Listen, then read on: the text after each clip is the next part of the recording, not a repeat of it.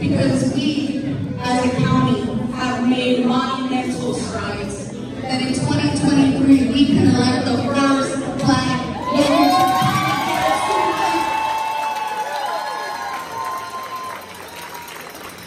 Before I pass on the mic to the great host and all of our lovely friends here in UW that have been putting up with us for the last 5 months, we ready?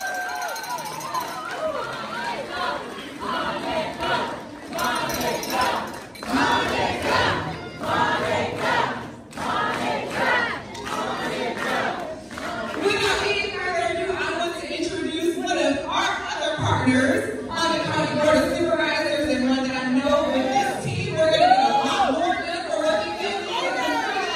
None other than Chairwoman Nora Arden.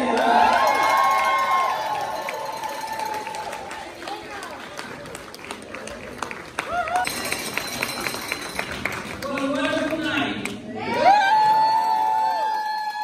A long journey. It's been 40 years since we've had an African American on the Board of Supervisors. I remember the meetings we had with the Valley and Denny's talking about what we were going to do and how we were going to move this supervisor positions to a higher level. Because we were stuck with the same people over and over again who refused to provide the necessary resources for this county to grow and to develop.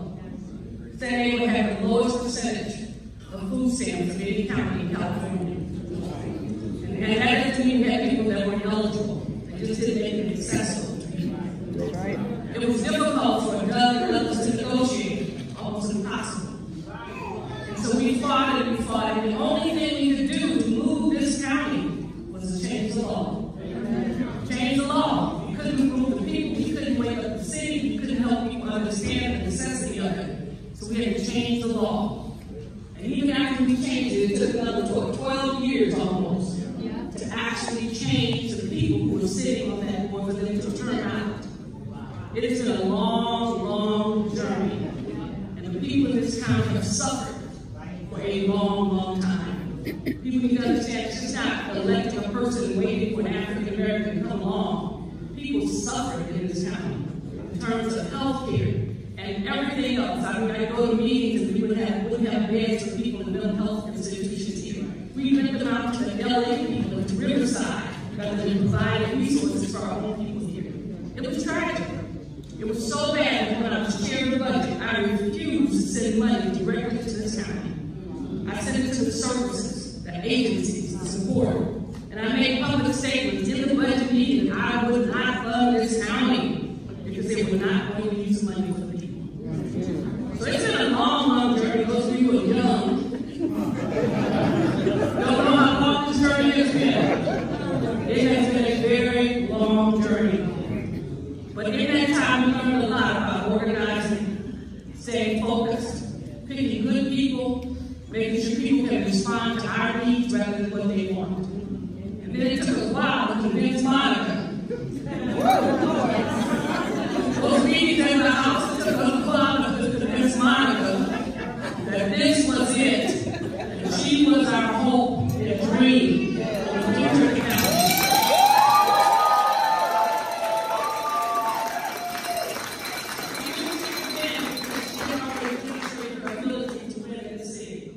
And to be the kind of legislative leader in the city council that made us so proud. Standing up and fighting, having the courage to stand by her conviction, even in the midst of difficult times. And then she dragged everybody else along with her. It's so awesome. But it's just really, really good to know that she's here. That we have a woman, an African American woman. She's not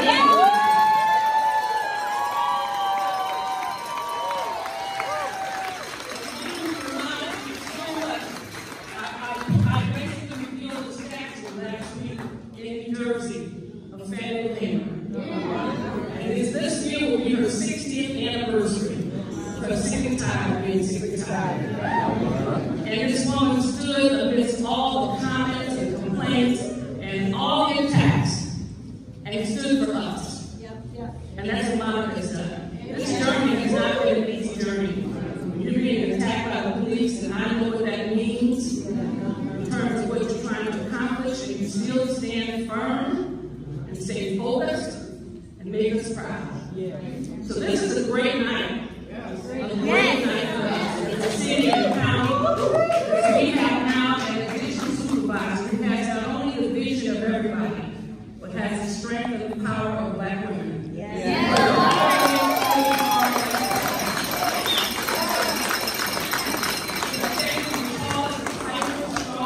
All definitions, assailed, impervious, and indestructible. That's our Montgomery Steppe. We're so proud of you as our supervisor. We know you will get in there and keep up and take names.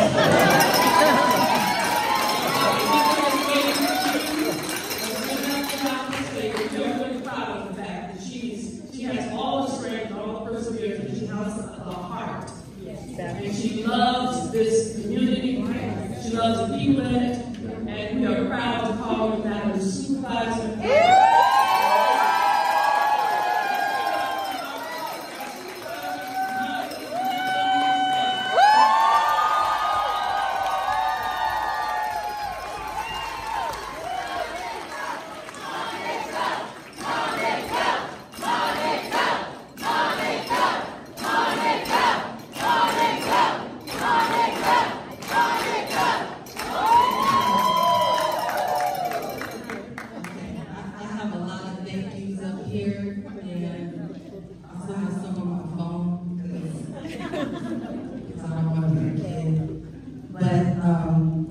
I see my family out here.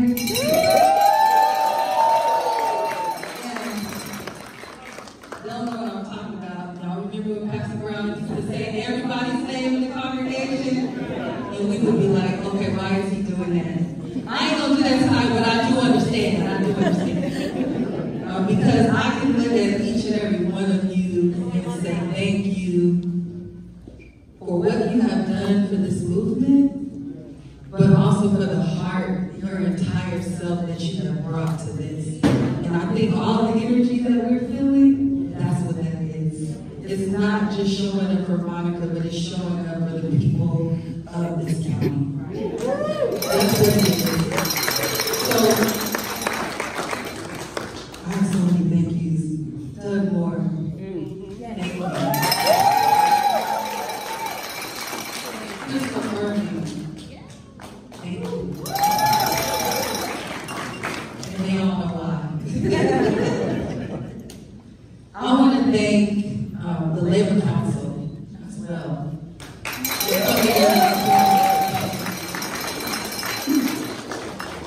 I want to thank the carpenters.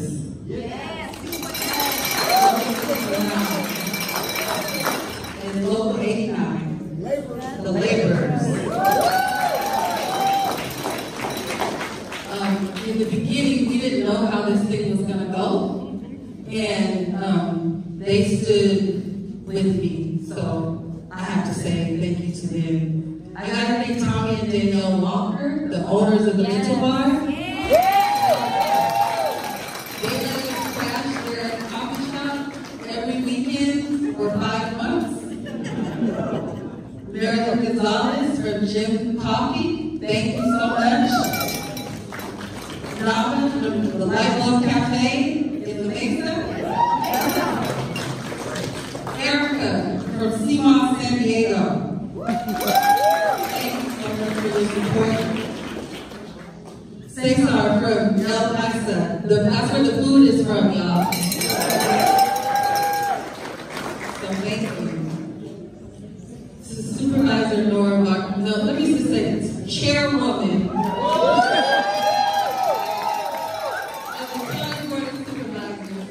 Laura Martins. Thank you. And of course, our distinguished Secretary of State.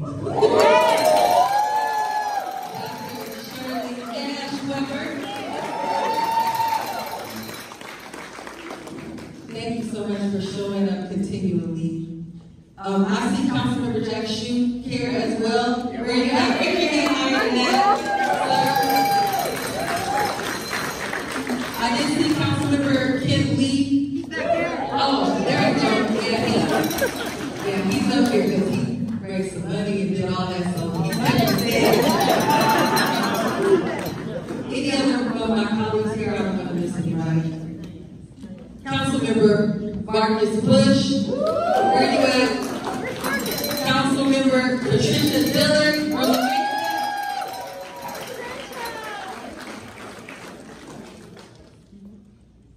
And I want to thank you, Apollo, for opening up Cafe X for us.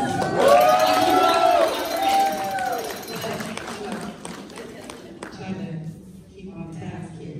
Okay.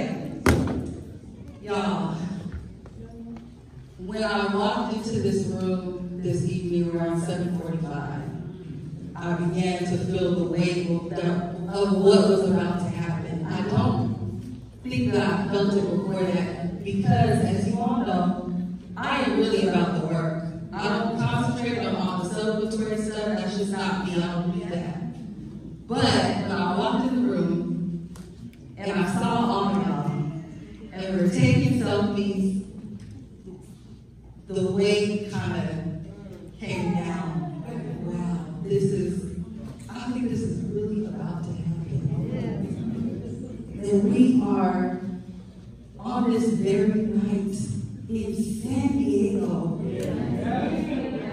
San Diego County.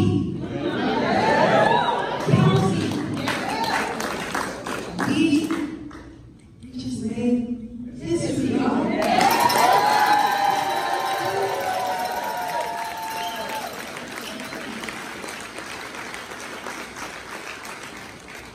I was at a conference years ago, and it was up in Seattle, and San Diego really does have a reputation for being extremely conservative. And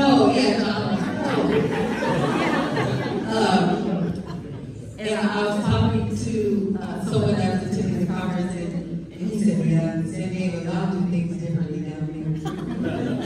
But if I were to go to that conference today, I would be able to say that an Afro-American, hoop earring wearing, reparations task force member of San Diego, California, will be the first Black woman to serve on the San Diego County Board.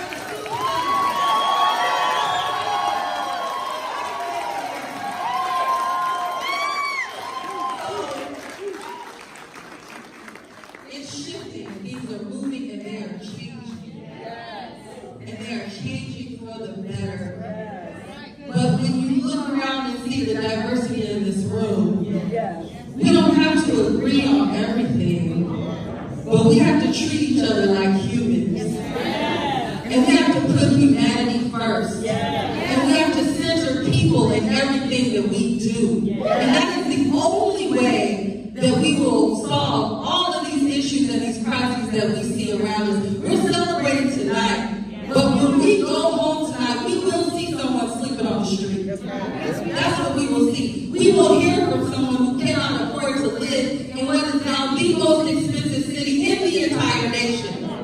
And so those are the issues. That's why I put my head down and work.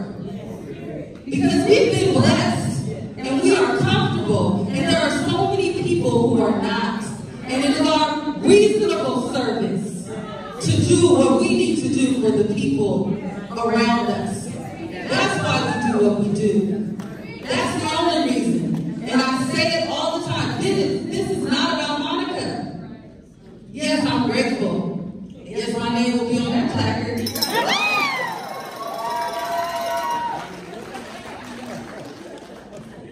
But you really can't get all of these people with so many different perspectives and backgrounds in the same room behind one person.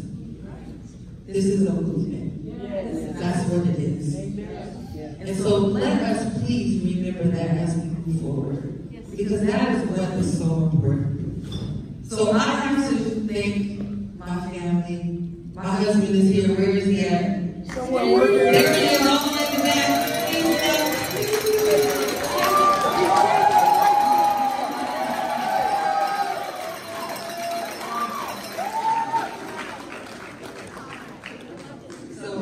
He gets to hear what don't hear. What I can't say to you.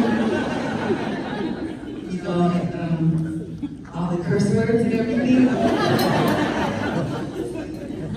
So thank you, babe. I love you. Thank you for all of this support. I cannot do this without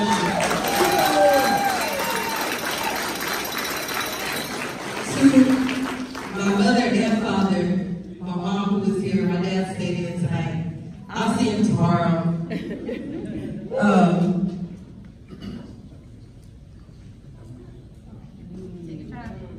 It's all right. Take your time. Take your time. Board of Supervisors. When I was 20 years old, I was my life.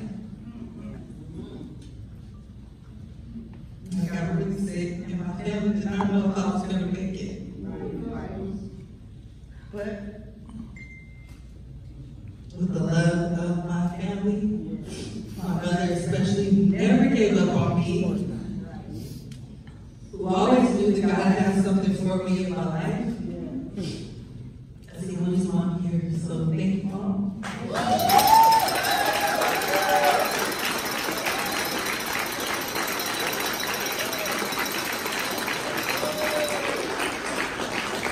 And of course, my Uncle Ronnie.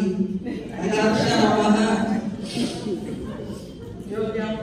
Mosquitoes when I was running for City Council in 2018 and walked with me 3 days a week. Okay. Event strategies.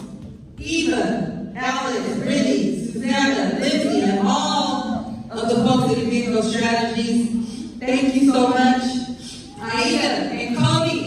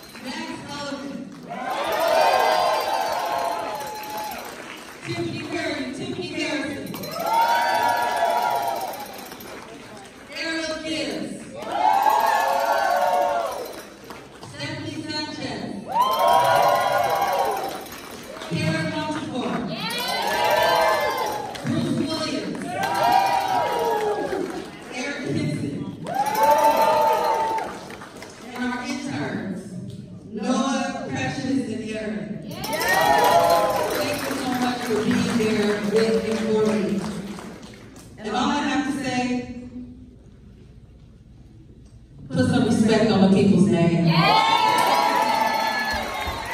Put some respect on the people's name.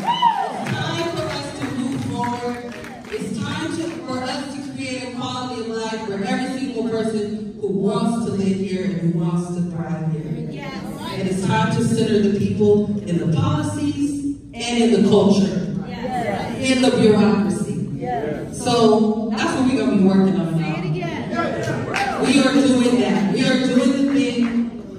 And if you don't hear from me for a little while, it's because I'm working. Everything that we see on social media is not real. And some of this work has to be done where not everybody will be able to see it. So I'm telling you right now, including the media, hello, hey media. I'm serious. I'm not playing around because this is serious. People are dying every single day. And they're dying on our watch. And we cannot play around anymore. This is it. So get ready. Because it's time to do the real work. I love y'all.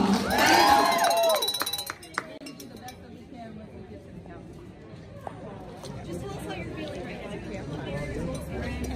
Yeah, no, I feel good. I feel like, we all work hard. Sometimes hard work doesn't pay off. But tonight, it did. Every single quarter day tonight and those that could have made it. So I'm just, I feel very grateful right now. I feel a heavy responsibility. I want to get to work, but tomorrow I'll take it. And so you mentioned that you're going to be putting your head down and getting some work. We won't see you for a while. What is that work going to look like? Yeah, I mean, that looks like making sure that the team is solid. That looks like convening thought leaders, convening advocates, community leaders, other elected officials, figuring out what is actually working, specifically when we're talking about the homeless population, and what is not working, and charting out a plan in order to bring before my colleagues and execute. That's really what it is. It's a lot of work, it's research, it's just putting together a plan. It's been a controversial year for District 4. What's your message to the people that live in this district that now have possibly units that are next to you? I will be working to earn your trust. I will be working to build institutions that we keep my lost faith in. I think some of that is very warranted. Some of it is based on a lot of misinformation that is out there, and a lot of that misinformation came out during this campaign as well, during this time, during this election. But I will be working every day as I have during my professional career, not because because without that, what do we have? Wasn't that long ago that the Labor Council not only endorsed your opponent, but actually put out some attack mailers against you? Now here you are, supported by a huge coalition of labor unions. What changed? What made that happen? So in 2018, I was not supported by labor, other than SEIU Local 221. But all other unions support me. The Democratic Party didn't support me. The Republican Party, a business community. It was really a grassroots campaign, and that's how we were able to get to the city council seat.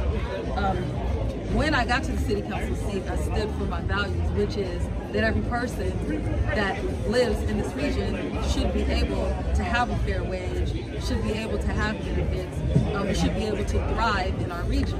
And that's something that I believe in, no matter who supported me.